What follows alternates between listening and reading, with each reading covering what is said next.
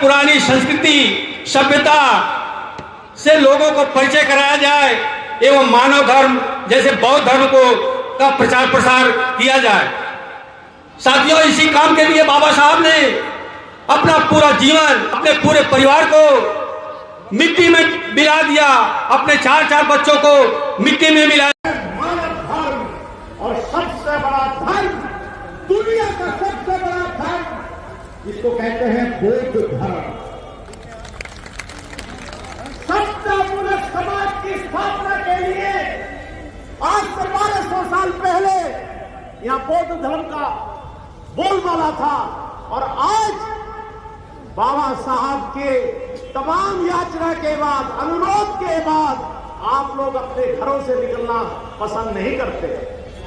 जब तक आप जागरूक नहीं होंगे ऐसे ही लुटते रहोगे। और मेरा दावा है जिस दिन सवेरा जाग जाएगा उसी दिन लुटेरा भाग जाएगा। आपको केवल जानने की जरूरत है, आपको किसी से नहीं डरना है।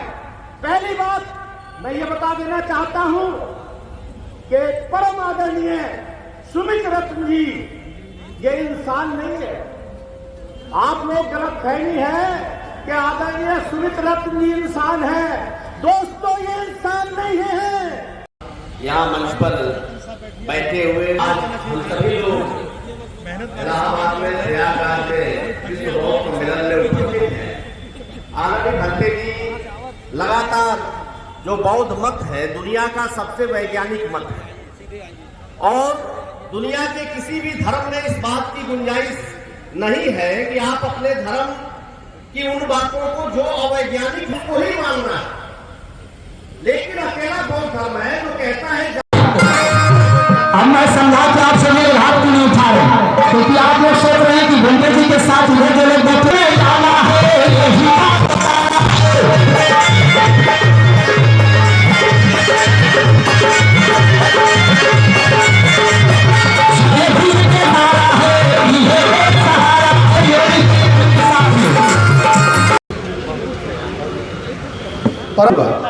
इस साथियों, आज के इस कार्यक्रम का जो मूल मकसद जो मेरी समझ में है, लिख रहे थे भगवान बुद्ध और उनका धर्म, उसी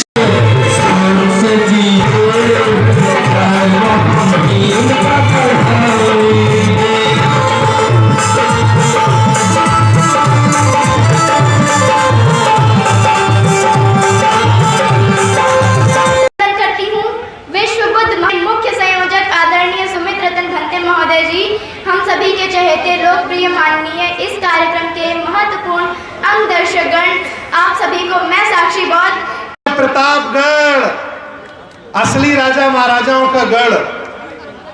फतेहपुर के लोग कितने? फतेहपुर खागा फतेहपुर। जौनपुर के कितने लोग हैं? जौनपुर के बहुत कम लोग हैं। भदोई के कितने लोग हैं? भदोई के राजा महाराजा।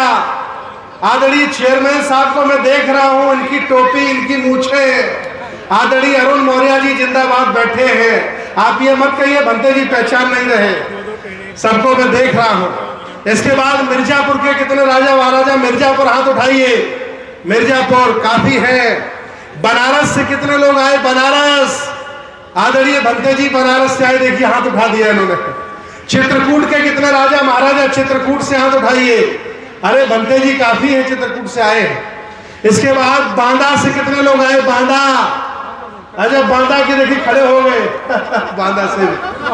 सुल्तानपुर के कितने राजा महाराजा? सुल्तानपुर वाले हाथ उठाइए।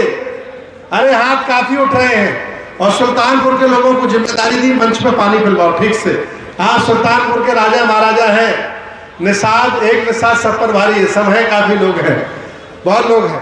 इसके बाद अमेठी के कितने लोग? अमेठी वाले, रायबरेली वाले हाथ उठाइए। रायबरेली, ये देखिए रायबरेली सामने डटी है। सभी जगह के लोग हैं। अब बताइए प्रयागराज के कितने लोग हैं? प्रयागराज वाले हाथ उठाइए। क्या बात है प्रयागराज। आप आयोजक हो कार्यक्रम के, इसलिए ज्यादा मुझे परेशान मत करो। मेरा प्रवचन, मेरा भाषण करा दो। जो बाहर से लोग आए इनको सुनना चाहिए कि नहीं? बताइए आप। कितना देखिए धैर्य है मेरे राजा महाराजाओं में। कि वो लोग साल से बैठे हैं और सुनना चाहते हैं। अगले वक्ता के तौर पर साक्षी सोनकर बिटिया है, वो बोलना चाहती है और आज से नहीं, वो 2 महीने से मेरे पीछे पड़ी है। मैं पहली बार जब उसके घर गया, पुरानी संस्कृति सभ्यता से लोगों को परिचय कराया जाए एवं मानव धर्म जैसे बौद्ध धर्म को का प्रचार प्रसार किया जाए। साथियों, इसी काम के लिए बाबा साहब ने अपना पूरा जीवन, अपने पूरे परिवार को मिट्टी में मिला दिया, अपने 4 बच्चों को मिट्टी में मिला। बेटिया कम से कम सोनकर से बौद्ध बन गई है, ये अच्छी बात है। नहीं, यहाँ तो 75 साल हो गए, कचड़े में रहने को तैयार हैं, कचड़े से निकलने को तैयार नहीं है। इसके लिए ताली बजाइए कि सोनकर से बौद्ध हो गई है।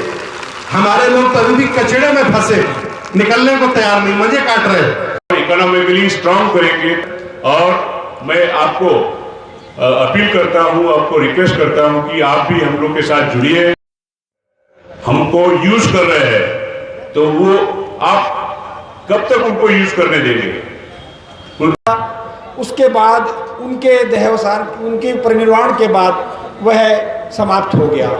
जब तक हमारा अपना कोई माध्यम नहीं होगा, उससे पूर्व भी गवई साहब ने भी कहा, जब तक हमारा मीडिया नहीं होगा तो हमारी बात, हमारे विचार कहीं प्रचारित प्रसारित नहीं होंगे, हमारे लोग उससे प्रभावित नहीं होंगे।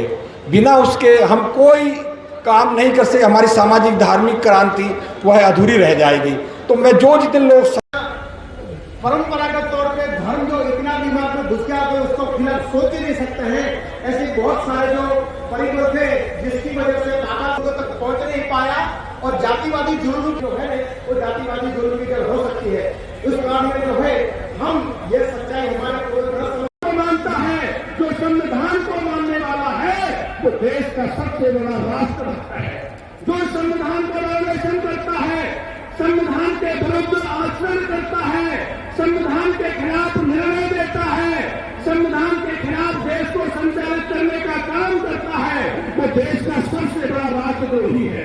चाहे वो मानव धर्म और सबसे बड़ा धर्म, दुनिया का सबसे बड़ा धर्म जिसको कहते हैं बौद्ध धर्म, सत्तापूर्ण समाज की स्थापना के लिए आज से 1200 साल पहले यहाँ बौद्ध धर्म का बोलबाला था और आज बाबा साहब के तमाम याचना के बाद, अनुरोध के बाद आप लोग अपने घरों से निकलना पसंद नहीं करते। जब तक आप जागरूक नहीं होंगे ऐसे ही लुटते रहोगे। और मेरा दावा है जिस दिन कमेरा जाग जाएगा उसी दिन लुटेरा भाग जाएगा। आपको केवल जानने की जरूरत है, आपको किसी से नहीं डरना है। पहली बात मैं ये बता देना चाहता हूं कि परम आदरणीय सुमित रत्न जी ये इंसान नहीं है। आप लोग गलतफहमी है कि आदरणीय सुमित रत्न जी इंसान है। दोस्तों, ये इंसान नहीं है। इस कलयुग के, इस धरती के ये भगवान है, ये देवता है। इस बात को अच्छी तरीके से समझ लो कि ये भारत के अंदर आज बौद्ध धर्म के लोगों को जो सो रहे हैं उनको जगाने आए हैं। मैं इनके चरणों में चरण वंदना करता हूं और किसी को शक हो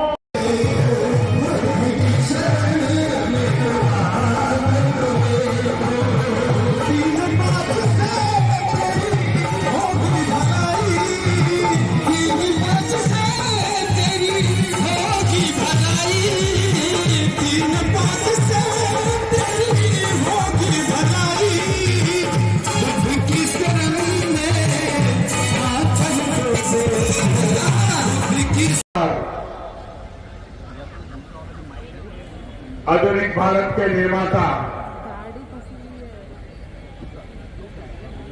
डॉक्टर बाबा साहब अम्बेडकर,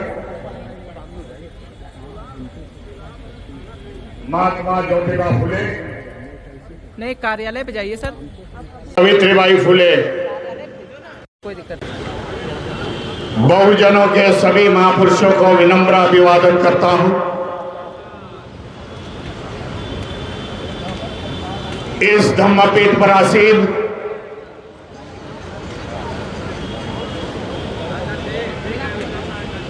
भूतपूर्व मंत्री स्वामी प्रसाद जी मौर्य,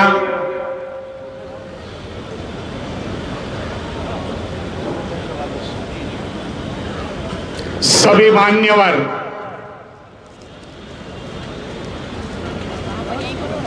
बड़े बड़े मान्यवर बैठे हुए हैं, सम्मानित पंच, आदरणीय प्रियंका जी, एक मिनट, गाड़ी एक बीच में बंद करूंगा।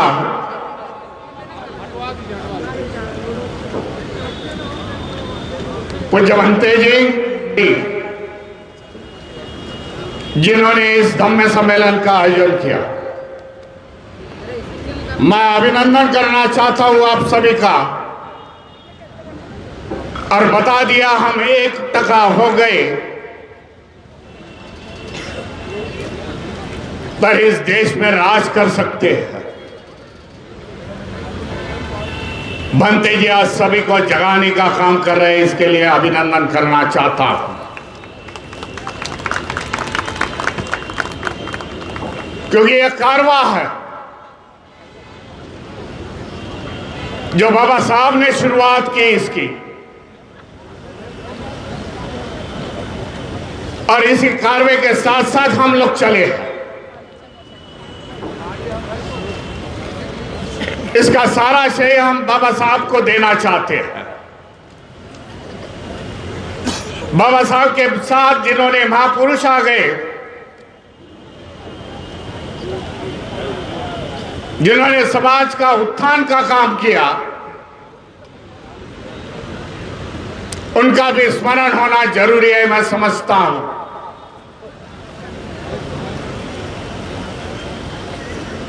ये बाबा साहब के क्रांति का देन है, जहां बाबा साहब धम्म क्रांति करते हैं,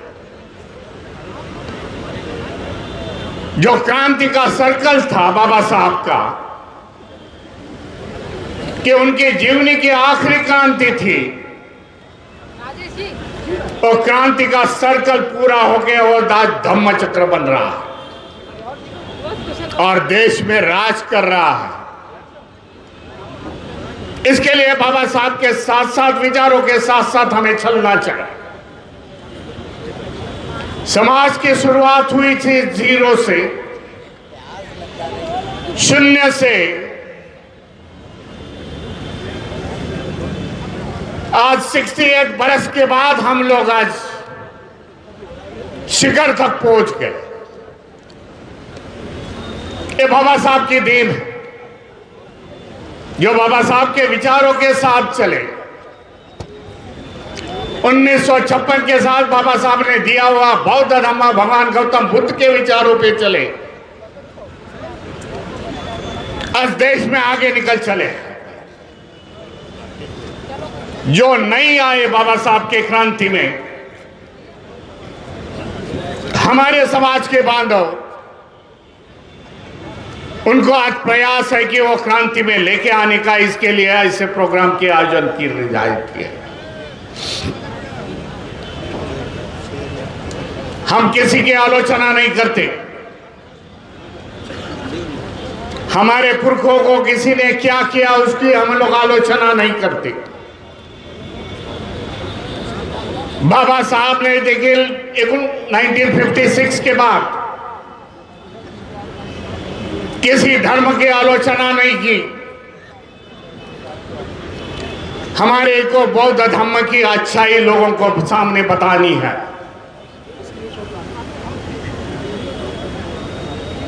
धर्म का समतावाद बताना है, करुणा बताना है, भाईचारा बताना है। जो आज दुनिया के 17-18 बौद्ध कंट्री है, देश है, जिन्होंने बुद्धवाणी बुद्ध के विचार अपनाए हैं, आज वो आगे निकल गए, हमारे से काफी आगे निकल गए। जापान का उदाहरण है, चाइना का उदाहरण है, कोरिया है, लेकिन यह भारत भूमि भगवान बुद्ध की जन्मभूमि और कर्मभूमि है, ठीक है। देश पिछड़ा है,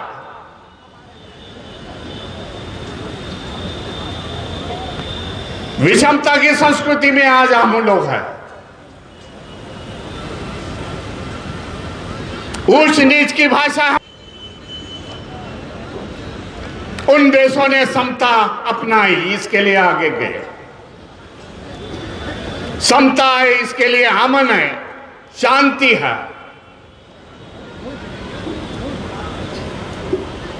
इसलिए हमारे को देश की प्रतिमा बदलनी पड़ेगी।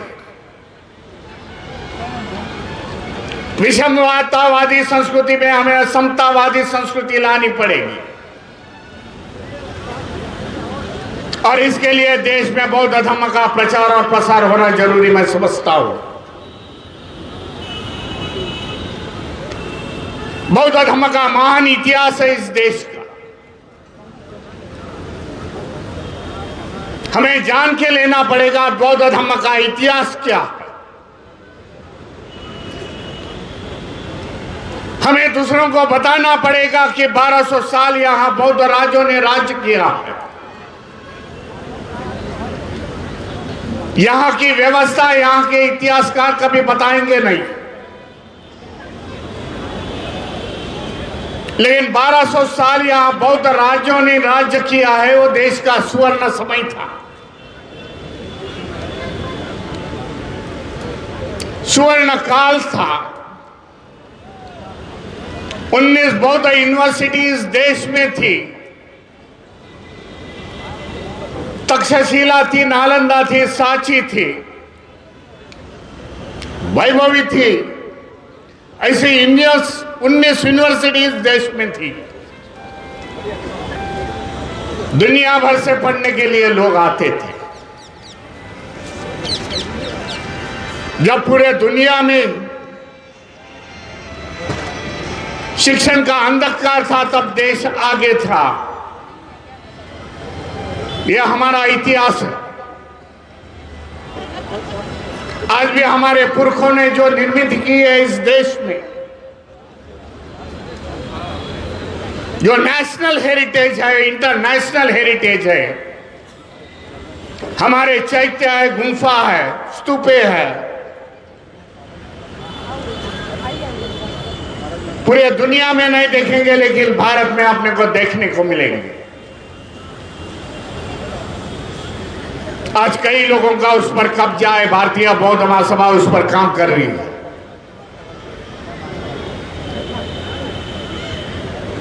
हमें वो छुड़ाना पड़ेगा उनके कब्जे से, होने वाले एनक्रोचमेंट से।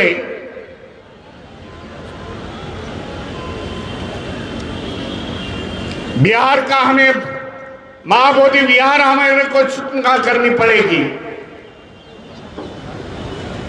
क्योंकि वहां के ट्रस्टी हिंदू है। वहां बदलाव करना पड़ेगा, हमारे हाथ में लेने पड़ेगा, बौद्ध भिक्षुओं के हाथ में देने पड़ेगी। इसके लिए निर्णायक ताकत इस देश में खड़ी होनी मैं जरूरी समझता हूं। आज समय आ चुका, जो बाबा साहब ने निर्मित की हुई संस्था है,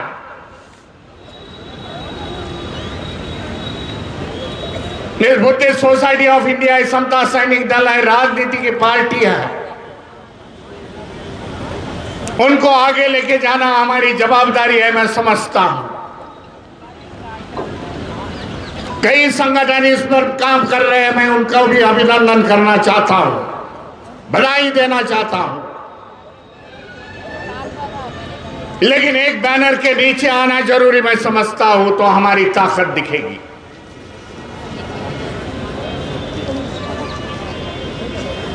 इस देश में जो माहौल है,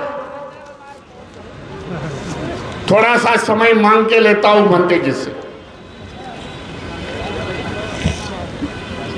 देश में जो माहौल है, जो विचारसरणी के लोग बैठे हुए हैं, और केंद्र में और स्टेट में यही विचारसरणी के लोग जब बाबा साहब, यही लोगों ने बाबा साहब को विरोध किया।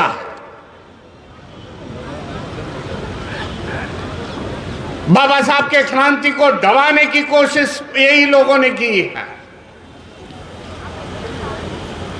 वो नहीं चाहते कि बाबा साहब की जनता ऐसी खुलेआम आगे निकल जाए हमारे से। ये धोखा मैं जानता हूं, आप भी जान लिए क्योंकि आप पढ़े लिखे हो। हमारा दोष कौन है, हमारा शत्रु कौन है? शत्रु मैं विचारों का बोल रहा हूं।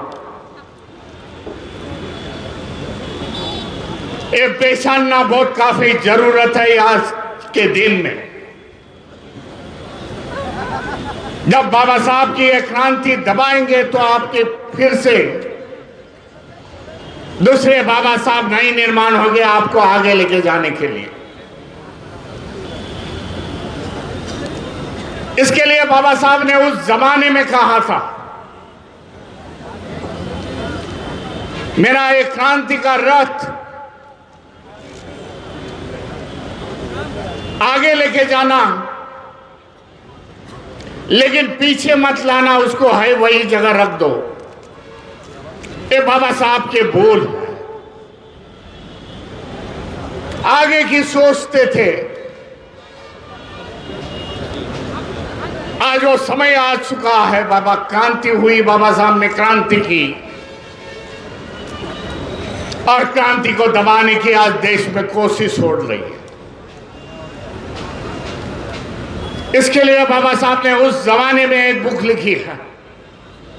जो बाबा साहब का साहित्य पढ़ते होंगे उनको मालूमात होगी, revolution and anti revolution in India. ये बाबा साहब को मालूम था 70-80 साल के बाद इस देश में फिर और प्रसार आपके इस उत्तर प्रदेश की धरती पे मेरठ, गाजियाबाद, नगीना और आज इलाहाबाद में भंते जी सुमित रत्न की संस्था के साथ बुद्ध के प्रचार में लगी हुई है।